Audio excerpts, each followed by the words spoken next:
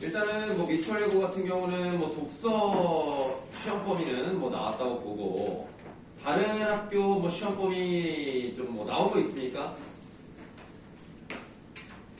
있어요? 근데 진도 나가고. 근데 앞에 그거 맨 앞에 있는 문학에 또 들어갈 것 같아요. 아 거기 진도 나가고 있어요? 네. 그 기본 개념 이런 거? 네. 막 곰은 고양이, 울타리 막 이런 거. 저희 문법은 문장까지 나왔는데. 네? 어? 단어. 단어. 음은 다음 거. 단어. 아, 깜짝 놀랐잖아요. 알겠어요. 문제로 진짜 많은 거예요, 거기서. 단어까지. 네, 단어까지. 보통 이제 그렇게 하니까, 네, 그거는 뭐, 걱정 안 되고. 문학이 이렇게 이제 혹시라도 앞부분, 또 독서도 지금 미추홀 외고는 앞부분이 들어간다고 했어요. 그래서 그거는 선생님이 지금 말고 나중에 이제 시험 범위, 미추홀 외고는 확정됐으니까 그렇게 하면 되고, 세원고는 그 지금까지의 전통으로 봤을 때 앞부분을 배워도 안 들어갈 가능성이 있어서 좀 나중에 할게요. 네. 나중에 들어가는 걸로 하고 그 외에 다른 학교는 뭐 나온 거 없어요? 그런 거 문학 같은 경우는 어디를 배워요? 그저 아직 한 번 했는데 한 번밖에 안 했죠. 그 수련회 쉬어서 그래서 뭐 그런데. 그래서 한 번 했는데 뭐 일단 교과서 안 받고 그냥 뭐 어떻게 한다 이거만 얘기해. 그래? 계양고는요? 저요? 좀 많이 나왔어. 근데 어디요? 많이 나가도 알겠는데 문학 같은 경우는 어디를 나가? 사기야. 뭐요? 정직한 사기야. 앞에 있을 거야. 추장준이랑 정직한 사기양이 뭐야? 있구나. 정직한 사기양. 그럼 그 앞에는 안 했다는 거야? 거기까지 했다는 얘기야? 앞에 있어요. 공은 고양이보다. 거기서도 쭉 했다는 얘기야? 네. 오, 굉장히 빠르네, 진도가. 저희 한 주문 나가고 네 주문 숙제해가지고. 그딴 식으로 한다고.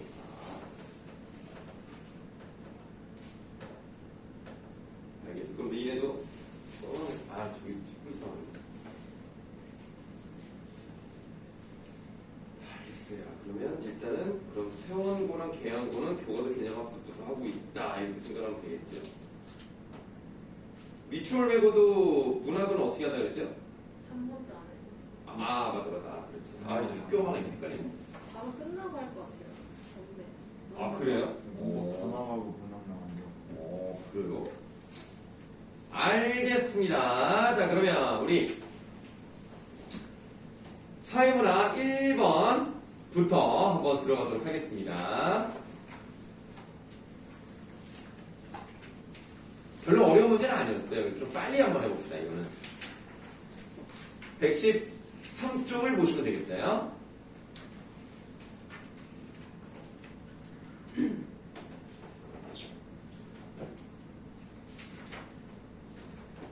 자, 113쪽에 뭐 처음부터 다 보실 필요는 없고요. 네 번째 문단부터 보도록 하겠습니다. 네 번째 문단은 일정 수준 이렇게 시작을 합니다. 거기서부터 밑줄을 좀 하죠. 일정 수준 이상의 자극을 가하면 인체 감각기관이 활성화되고 이것이 부호화됨으로써 신경기관에 전달이 된다라고 되어 있습니다. 이런 것들이 바로 이제 브랜드를 봤을 때 가격이라든가 맛이라든가 이런 것들의 자극이 주어졌을 때 이해하기 쉽게 말씀을 드리면 가격이 처음에 4,000원이래요. 아니, 과자 하나가 4,000원이라고 쳐봐. 그러면 비싸 안 비싸? 좀 비싼 편이죠. 과자 한 봉지가 4,000원 좀 비싸죠. 그 느낌, 최초의 자극 이게 있고 어떤 과자는 1,000원이야. 1,000원이라는 자극을 받았어. 그러면 4,000원짜리가 4,500원이 된 거나 1,000원짜리가 1,500원이 된 거나 500원의 차이가 난다는 건 똑같지만 어떤 게 더 많이 오른 셈이에요?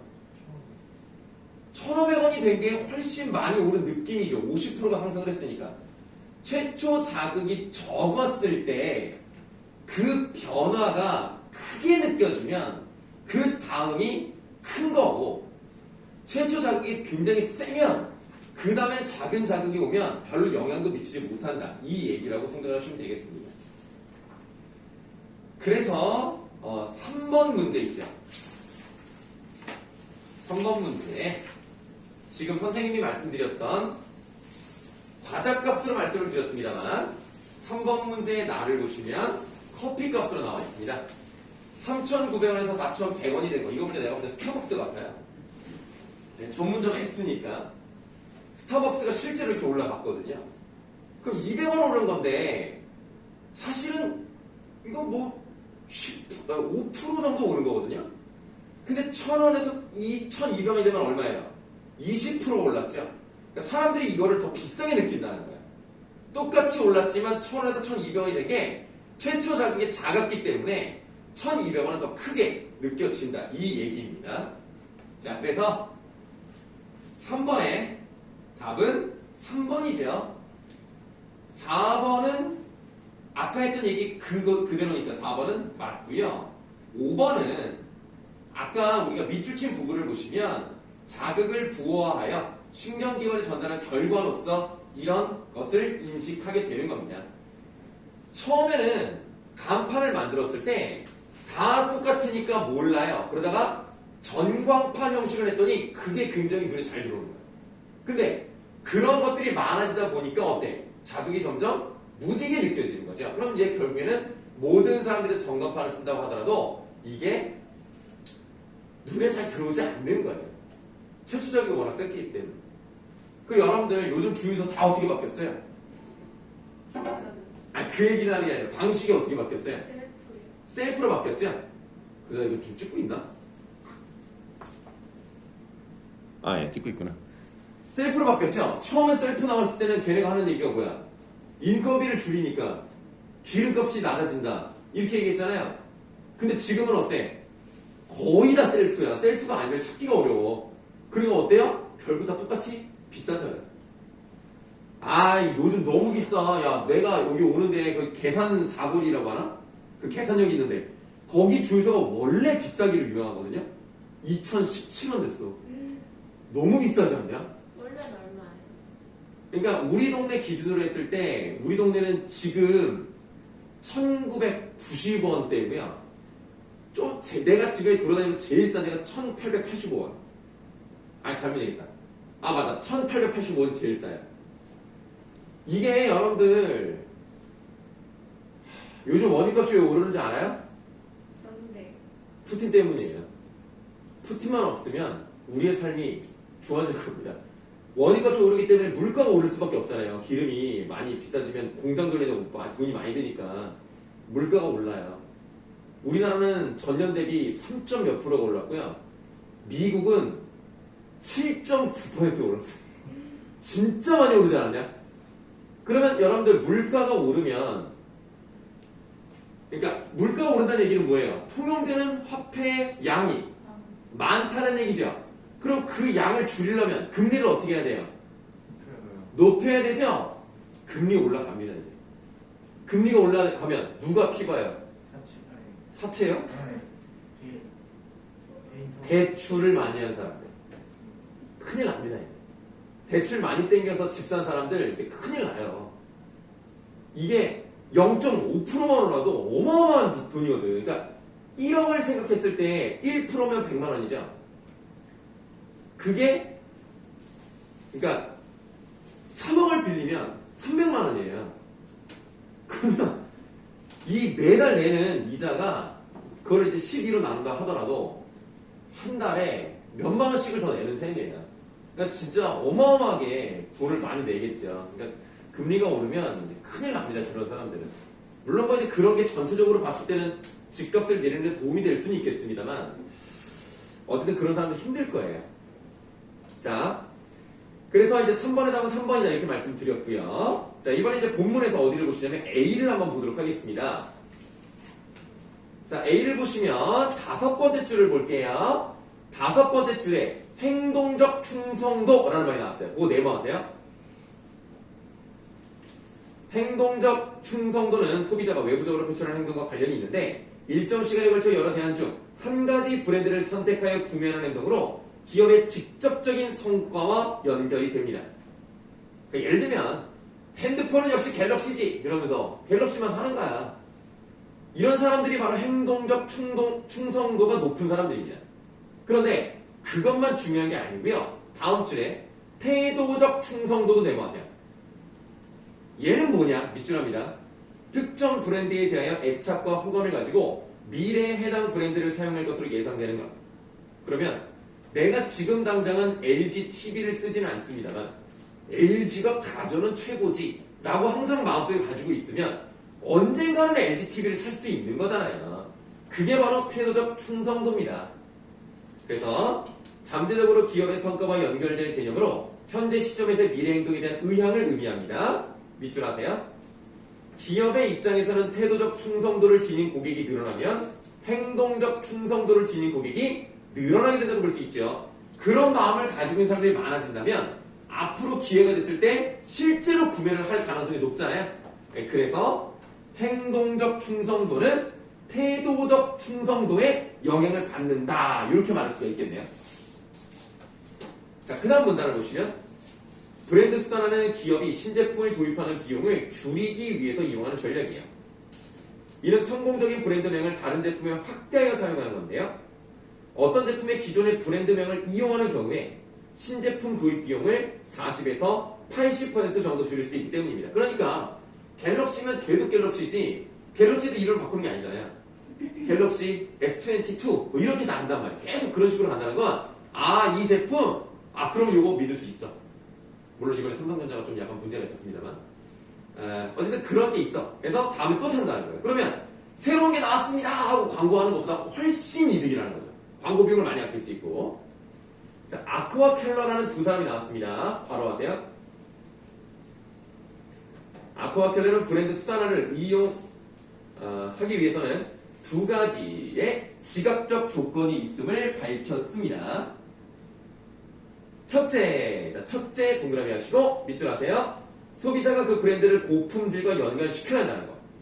이 브랜드는 좀 고급스러워. 좋아. 이런 생각이 들어야 되고요. 둘째 동그라미 하시고 두 개의 제품들 간의 연결의 적절함이 지각되어야 한다는 건데요. 즉이란 말이 나왔으니까 그 다음에 밑줄 하세요. 기존 제품에서 신제품으로의 논리적인 이전이 지각되어야 됩니다.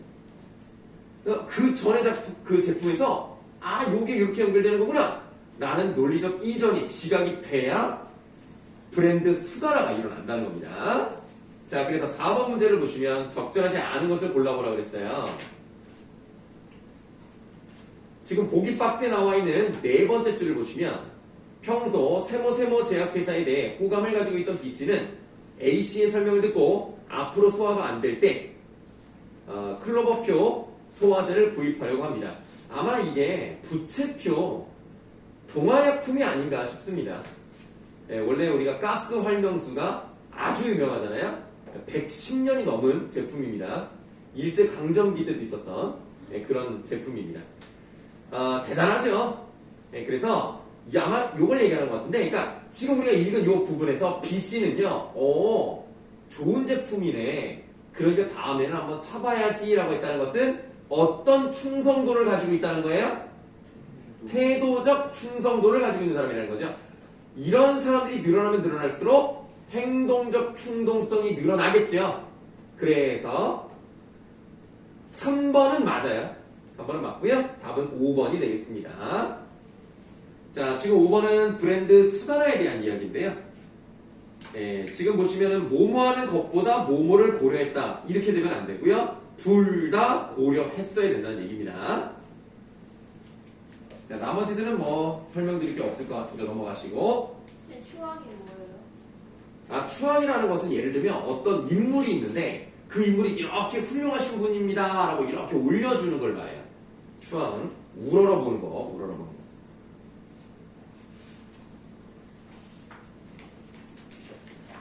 자, 그 다음에 아까 사회문화 1번은 그렇게 많이 안 틀렸는데요.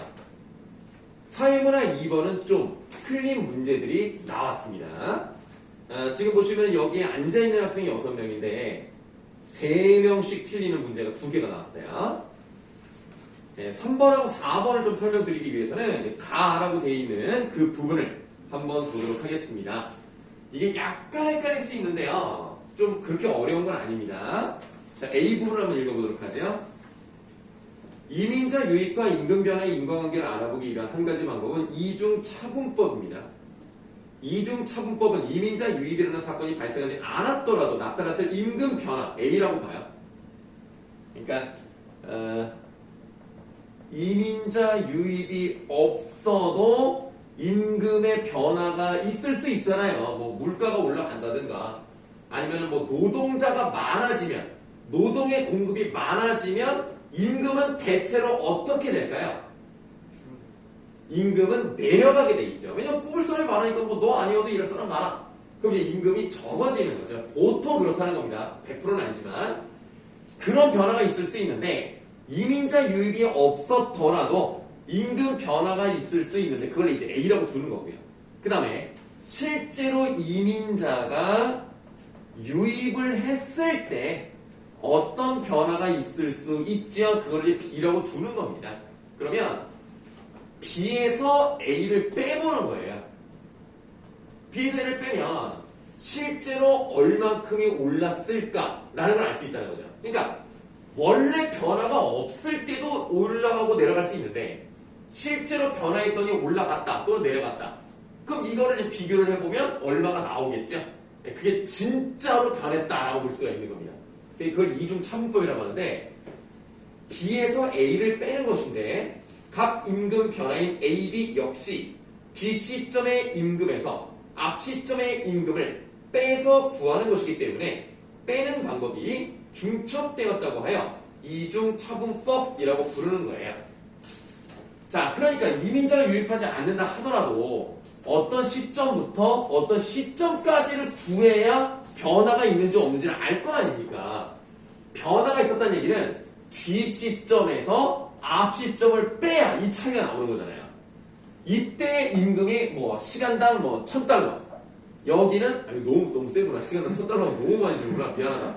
100달러로 하자. 그 정도로 될 것 같아요. 자, 시간당 100달러. 근데 여기는 시간당 110달러. 그 뒤에서 앞에 걸 빼면 10달러의 변화가 있었구나. 이걸 아는 거죠. 마찬가지로 어느 시점에서 유입이 됐고 어느 시점까지가 있을 건데 여기에서 요거를 빼야 된단 말이야. 그러면 여기서 요거를 뺀 게 A, 여기서 요거를 뺀 게 B란 말이야. 뺐죠? 그거를 또 여기서 요거를 뺀단 말이에요. 두 번 뺀 셈이죠. 그래서 이중차분법 이렇게 표현합니다. 자, A를 통해 이민자 유입에 임금이 영향을 미치는 요인들의 효과가 측정되기 때문에 이민자 유입 전후의 임금 변화인 B에서 A를 빼면 이민자 유입이 임금에 미친 순효과를 가려낼 수 있다는 발상이다. 이중차분법을 사용하는데 어려운 점은 A를 구하는 거죠. 왜냐면 B라는 것은 실제로 들어왔을 때 시간만 딱 정해놓으면 어느 정도 바뀌었는지는 쉽게 알 수 있어요. 그런데 만약에 유입이 없었을 때 어떻게 변했을 것인가를 구하는 건 좀 어렵죠. 왜냐면 그런 일은 그냥 가정으로 해야 되는 거니까. 그래서 이민자 유입이 없을 경우라도 가상 상황에서 임금 변화이기 때문이다.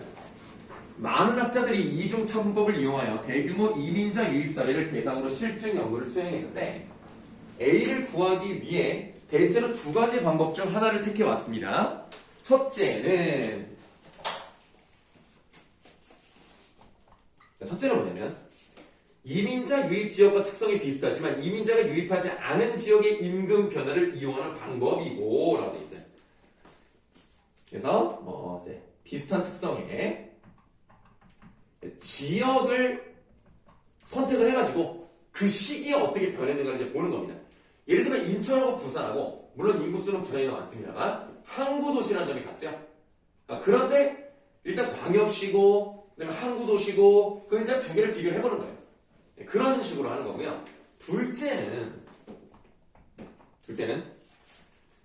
이민자 유입 지역에서 유입 전후 기간에 상관한 가까운 과거의 기간 전후 임금 변화를 이용하는 방법인데요. 자, 예를 들어서 요렇게 돼 있고 이 시점에서 이민자가 유입이 된 거예요. 그러면 같은 지역이라도 여기서부터의 여기까지의 변화가 있었을 거 아닙니까? 요거를 이제 구해보는 방법. 요게 이제 있고요. 그 다음에 또 여기서 이민자가 유입하고 나서 이렇게 된 부분이 있을 거 아닙니까? 요 부분이 이렇게 있으면 원래 이민자가 들어오지 않았을 때에도 어느 정도 변화가 있었다면 그거를 이제 생각을 해본다는 거죠. 그럼 읽어볼게요. 둘째 방법의 경우 예컨대 이민자 유입 직전인 기준 시점 x가 있고 여기를 이제 x라고 두는 거예요. x의 1년 전을 y라고 두는 겁니다. 이게 1년 전. x의 1년 후를 z라고 하는 거예요. 그러면 a는 자, 요 a는 이민자 유입이 없을 때니까 여기를 말하겠죠. 여기 y에서 x로의 임금 변화 이게 a입니다. 그 다음 b는 x에서 g로의 임금 변화 어려운 거 없죠? 이렇게 하면 되는 거예요. 요게 여기가 b고 여기가 a예요. 알겠죠? 자, 그럼 이제 가를 봤으니까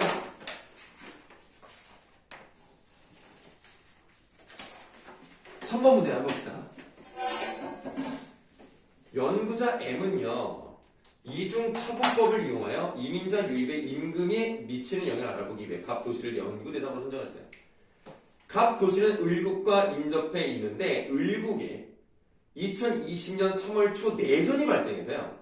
을국에서 각 도시의 대규모 이민이 발생했습니다. 그럼 아마 지금 같은 경우라면 각 도시가 뭐 이제 폴란드의 동쪽에 있는 도시가 되겠네요. 을국은 우크라이나가 되겠네. 이민자 대규모 유입 직전인 2020년 2월 갑도시의 평균 임금은 주당 1000이었어요. 그러니까 요걸로 본다면 여기에 1000이었다는 거죠. 1000이었는데 이민이 발생하고 1년이 지나갔더니 임금이 950이 됐다는 겁니다. 그러면 일반적으로 생각을 하면 이민자들이 많아지니까 임금이 내려갔네? 라고 생각할 수 있겠죠. 자, 그런데 M이 갑도시의 임금 변화를 연구하며 다음에 두 가지 제목을 모두 활용했습니다. 자, 동그라미 가는 이거예요. 갑도시와 같은 국가 내 병도시의 임금 변화 비교합니다. 자, 병도시가 비슷한 특성을 가지고 있다는 거죠? 그런데 이민자 유입이 없어요. 그럼 지금 뭐를 사용했다는 겁니까? 첫 번째 방법을 사용했다는 거예요. 비슷한 특성이지요. 얘네는 병도시의 주당 평균 임금은 2020년 2월에 1000, 2021년 2월에 930이에요. 이건 위에다 한번 써볼게요. 그러면 비슷한 특성을 가지고 있는 지역이 실제로 어떻게 됐어요?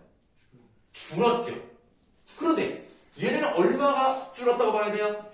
70이 줄었다고 봐야 되겠죠. 그러면 얘는 어때요? 50이 줄었다고 봐야 되겠죠. 그러면 실제로 얘네가 이만큼 줄었는데 이 도시 갑도시는 요만큼 줄었다면 어떤 면에서 얘네가 더 낫네? 그 이민자가 유입해서도 오히려 임금이 실질적으로는 상승한 느낌이네. 요렇게 구하는 거죠. 그래서 자, 보세요. 3번에 보기 2번. M이 이중차분법의 가를 이용한다면 A는 마이너스 70이 나왔죠, 여기. 여기 이제 A입니다. 이렇게 바뀌었다는 거죠. 그러면 이게 보시면 자 실제 이민자가 유입한 후의 변화는 마이너스 50이에요. 이민자가 들어오지 않았을 때 변화는 얼마였어요? 마이너스 70이었죠. 그러면 내가 좀 말한 거 잘못했나요? 잘하고 있어요? 잘하고 있습니까? 자, 그러면 여기에서 요 마이너스 50에서 얼마를 이제 빼면 돼요? 마이너스 70을 빼면 되죠. 그럼 얼마가 나옵니까? 20이 나오는 거예요. 그래서 가를 사용했을 때는 20이 올라간 셈입니다. 사실 아까 여기서 말씀드린 거랑 같은 건데 이제 계산만 이렇게 한 거예요. 마이너스 50에서 마이너스 70 했더니 20이 올라간 셈이에요.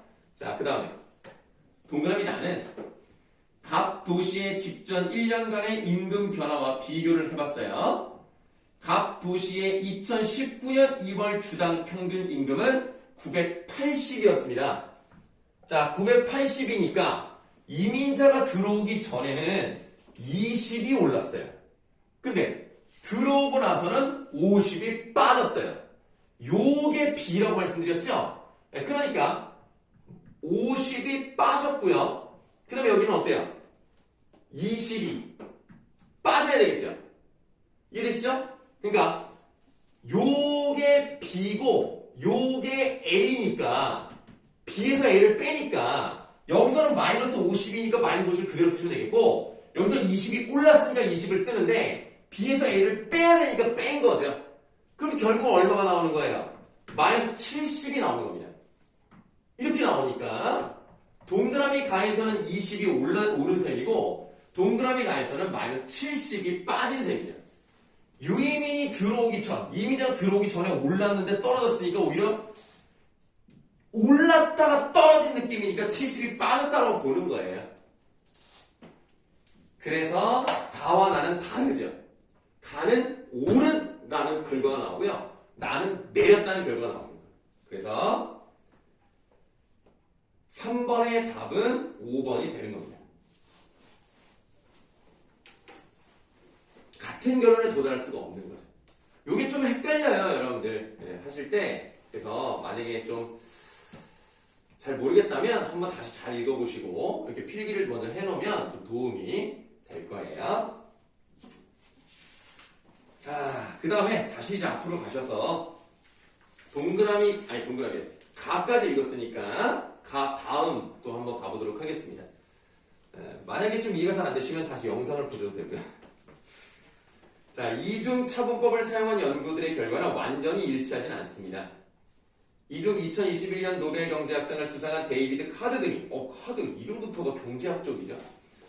쿠바의 정치 변혁에 따른 미국으로의 대규모 이민에 대해 수행한 연구에 따르면 이민자 유입이 밑줄 현지인의 임금에 미치는 영향은 전반적으로 매우 작았대요. 그러면 쿠바에서 미국으로 많이 넘어왔다.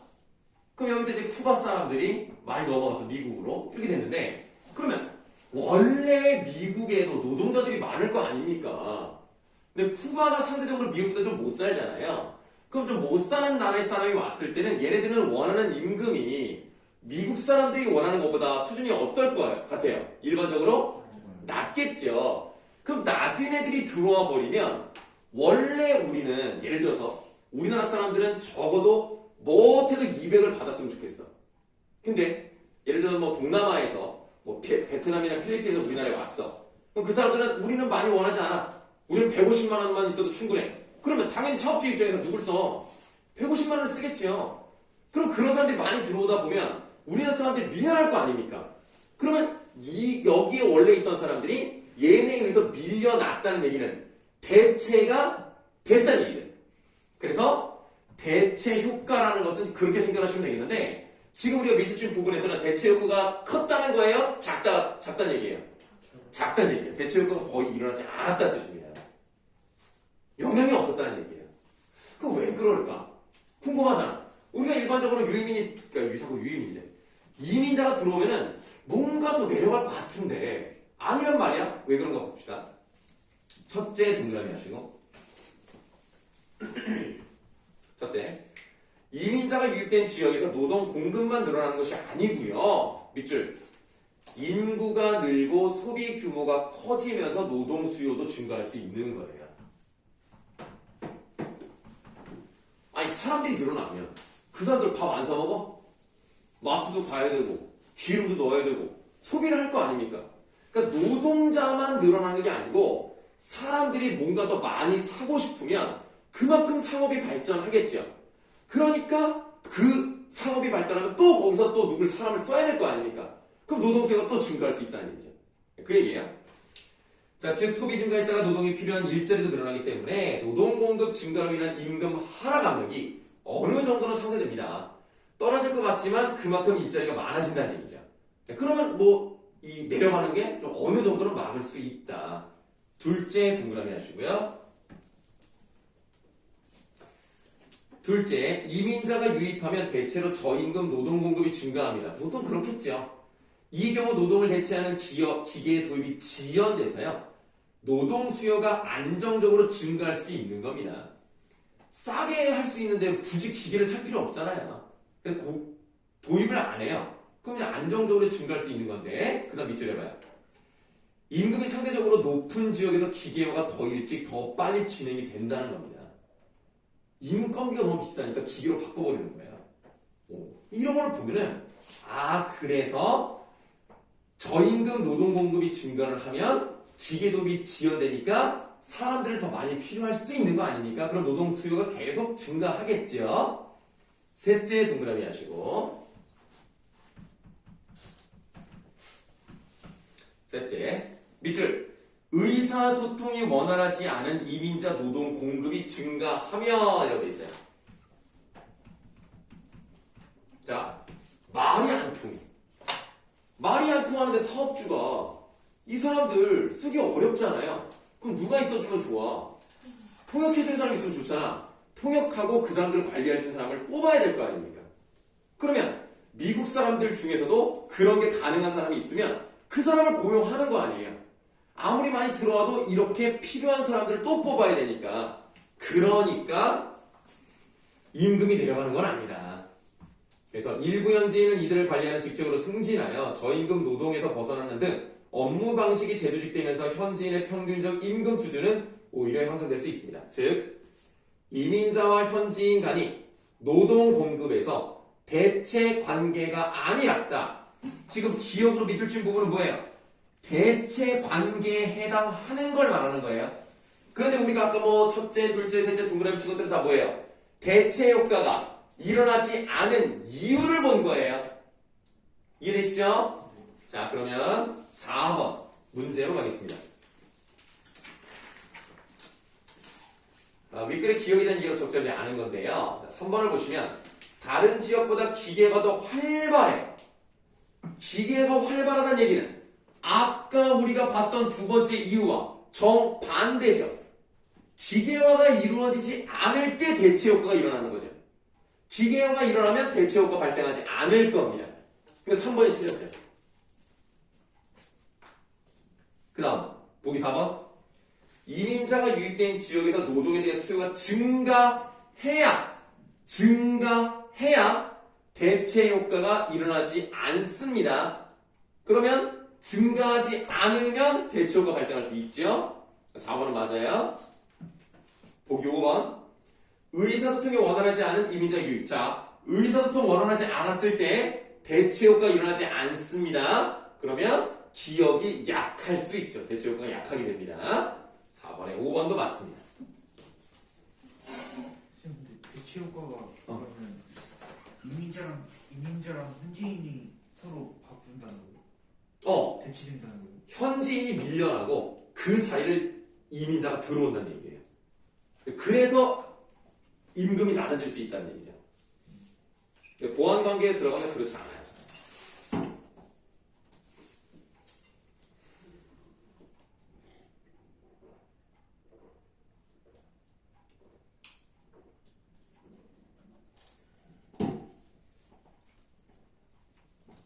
되게 좋아. AS가 금강 문제 서비스.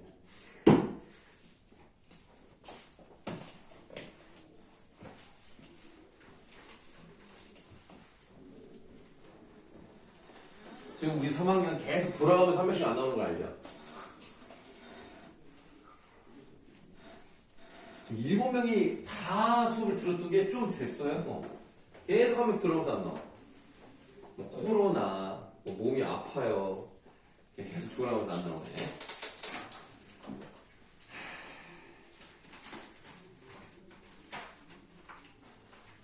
이것도 생각보다 많이 틀렸네. 자, 본문 보시겠습니다.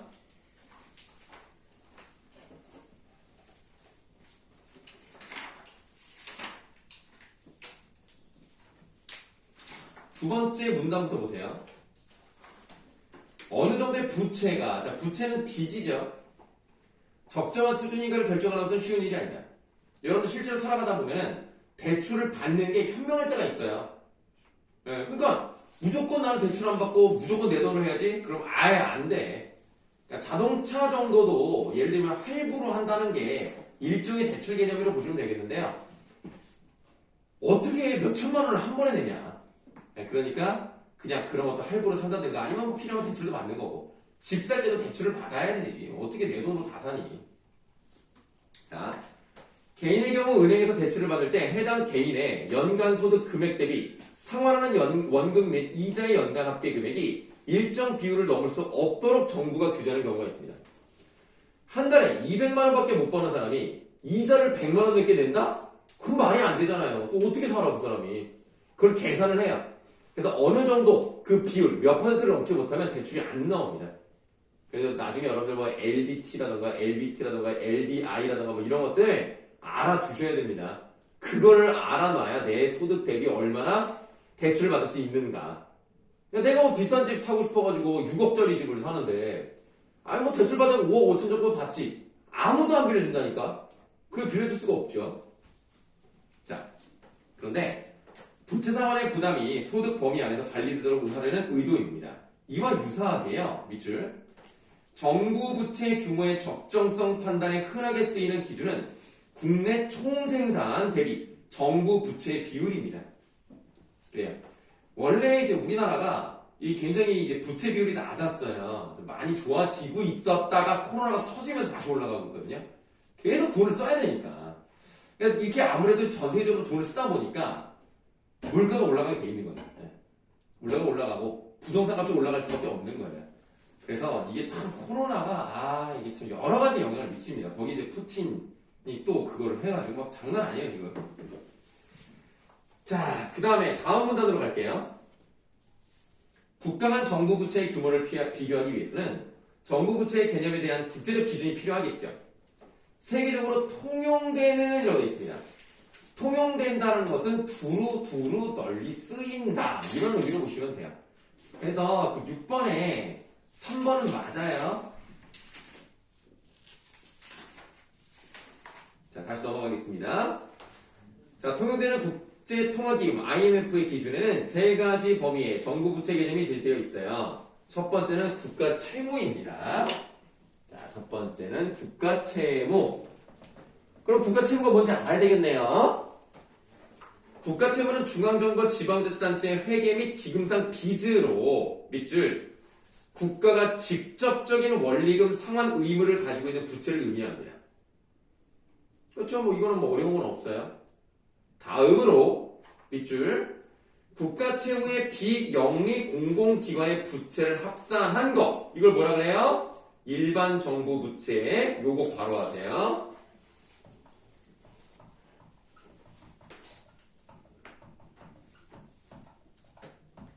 자, 일반 정부 부채는 뭐예요? 국가 부채, 국가 채무 플러스 비영리 공공기관의 부채. 1번 더하기 비영리 공공기관. 비영리란 말을 쓰니까 돈을 버는 게 목적이 아닌 공공기관을 말합니다.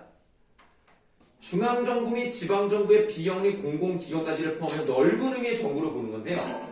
우리나라의 비영리 공공기관은 300개래요. 와, 진짜 많다. 근데 국민연금공단과 국민건강보험, 이거 뭐 들어봤죠? 네. 국민연금, 국민건강보험. 이거 다 냅니다. 웬만한 사람들, 4대 보험 되는 사람들 다 내요. 당연히 선생님도 내고요. 건강보험은 안 낼 수가 없어. 이거 안 내면 병원비 되게 비싸게 내야 돼. 지금 내는 거에 2배 이상 내야 돼요. 그러니까 뭐 병원에서 의사 한번 봐도 10,000얼마 내야 돼. 그리고 약값도 2배 이상 내야 돼. 그러니까 국민연금은 내는 사람이 있고 안 내는 사람이 있습니다. 국민연금은 나는 연금 못 믿어서 못 내 라는 사람이 있어요. 물론 선생님은 냅니다. 근데 어쨌든 이 두 가지가 이제 대표적인 비영리 공공기관인데 얘네는 돈을 벌 목적이 아닌 거예요. 근데 내가 볼 땐 이놈들도 자꾸 돈을 벌려고 하는 것 같아.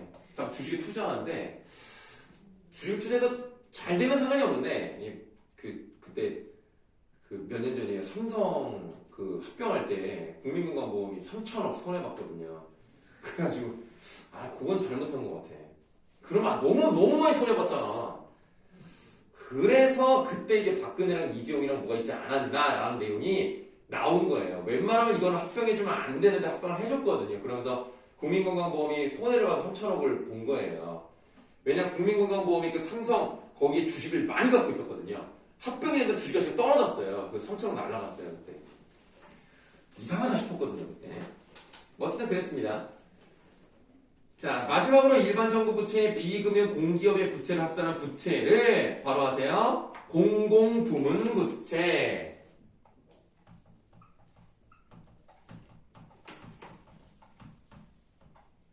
자, 이렇게 있는데요. 얘는 지금 뭐예요? 일반 정부 부채. 그러니까 2번에다가 또 이제 뭐를 더하는 거예요? 비금융 공기업.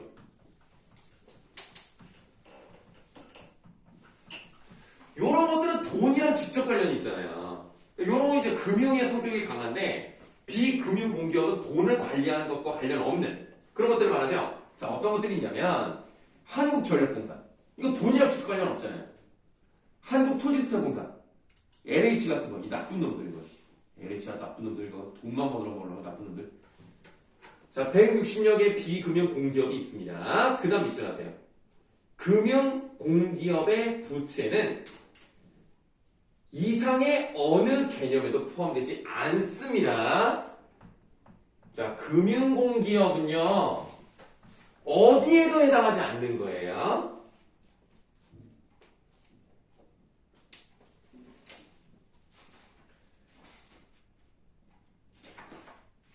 그래서 3번 문제의 답은 5번이 되는 겁니다. 네, 국가 채무에 대한 이해로 적절하지 않은 건데요. 5번에 보시면은 금융공기업 부채를 포함한다는데 얘는 어디에도 들어가지 않아요. 그러니까 5번은 틀렸고요. 2번은 맞는 거죠. 공무원 연금공단 등 공적 연금 관리 기관은 여기에 들어가는 거예요. 여기. 그러니까 국가 채무에는 들어가지 않습니다. 2번은 맞아요. 답은 5번입니다.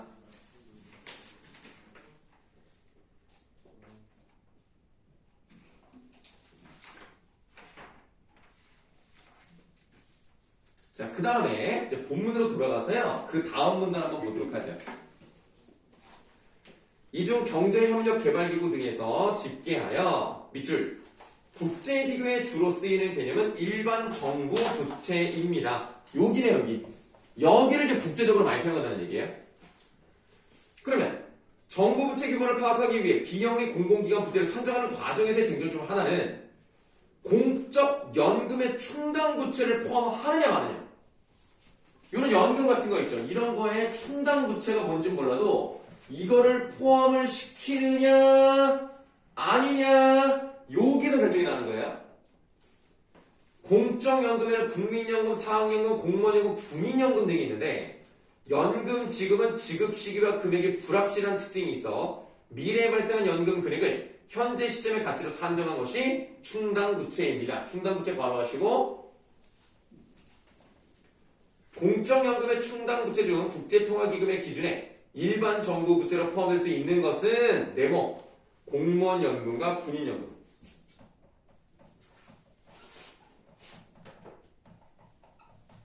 앞으로 여러분들 공무원연금이랑 국민연금이랑 합친다는 얘기가 있어요. 지금 공무원연금은 큰 문제가 없는데 국민연금은 맨날 말이 나와요. 고갈되네. 2045년? 그때부터는 없어지네. 그럼 이거를 계속 남겨놓기 위해서는 어떻게 해야 돼요? 주는 방식을 다르게 해야 되겠죠. 예를 들면 그렇다는 건 아니야. 예를 들면 많이 세금을 내고 적게 받는 방법. 아니면 나이 드신 분들을 위해서 젊은 애들이 돈을 더 많이 내는 방법. 이게 옳다는 게 아니라 그런 방법도 있다는 얘기예요. 그러니까 이거를 계속 손질을 해요.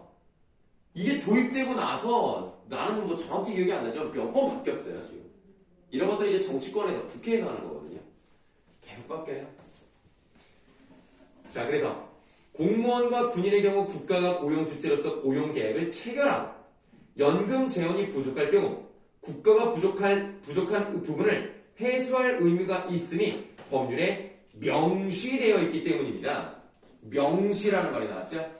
원래 명시라는 말은 그 문제에도 나와 있는 것처럼 밝고 분명하게 본다라는 의미가 있는 게 맞아요. 다만 여기서는 어떤 의미로 사용되냐면 분명하게 드러내 보인다라는 의미로 쓰인 거예요.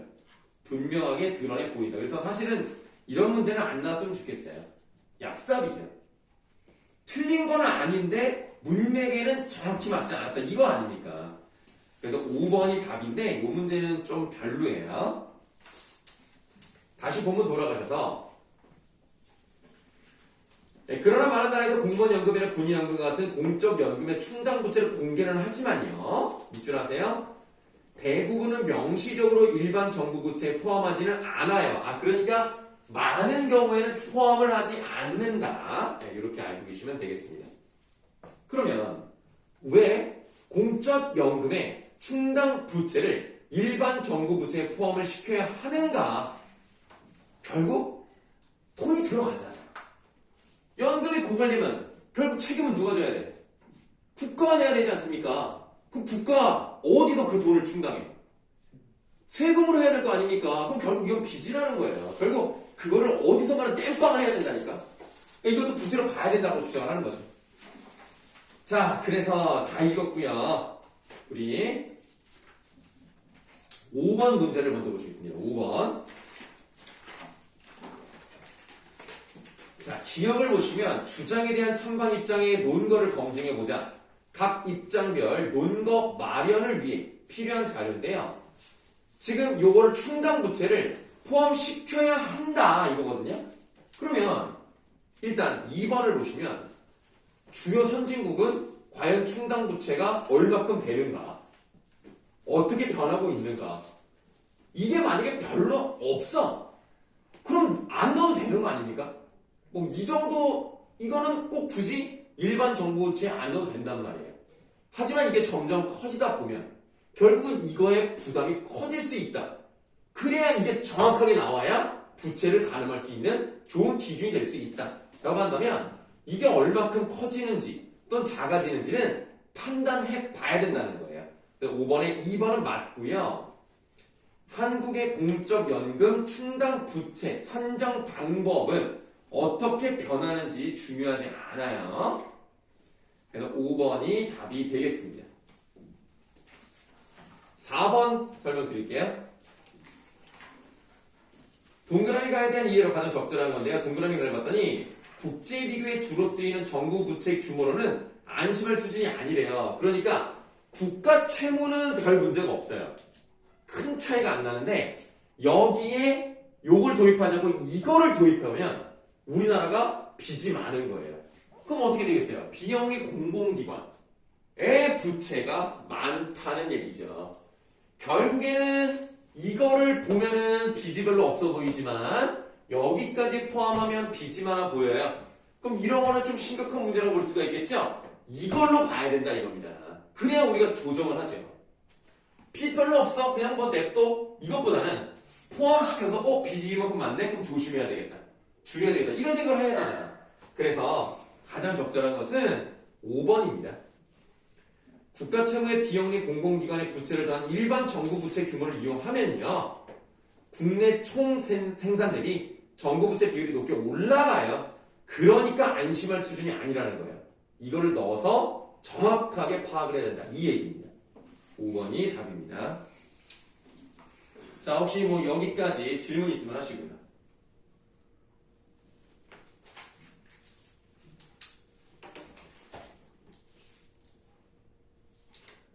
그럼 없으시면 쉬는 시간 갖고 문학으로 가겠습니다. 고전 산문 우리가 2개를 더 해야 돼요. 오늘 고전 산문은 미리 말씀드리지만 재미가 너무 없습니다. 각오 단단히 하시고 빨리 자요.